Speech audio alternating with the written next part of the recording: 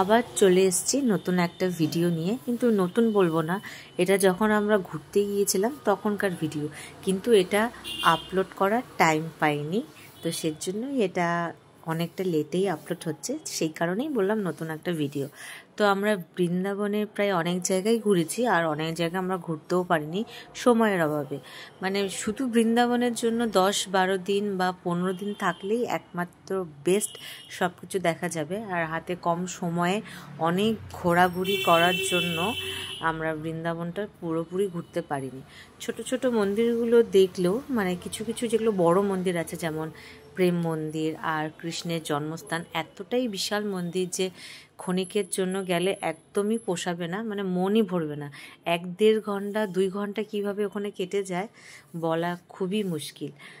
মানে এত সুন্দর চারিদিকে, কোনটা ছেড়ে কোনটা দেখবো মানে বলা যায় না।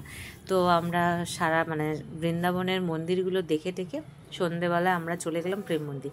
সন্ধেবেলা এই কারণে গিয়েছিলাম যাতে আমরা লাইটিংগুলো দেখতে পারি। আর এত সুন্দর, এত ভিড়, কত ভক্তরা যে যায় দর্শনের জন্য বলার বাইরে। সবসময় ভিড়, সকালেও ভিড় থাকে আর সন্ধেবেলাও ভিড়। তো ঘুরে ঘুরে চারিদিকে আমরা অনেকটাই দেখলাম, আর মানে পোষায়নি এই কারণে, কেন কি মন্দিরের ভেতরটা আমরা প্রায় পুরোপুরি সবটাই দেখেছি, কিন্তু মন্দিরের বাইরে যেই সবগুলো আছে আমরা অর্ধেকটা দেখতে পেয়েছিলাম, আর অর্ধেকটা দেখতে পাইনি।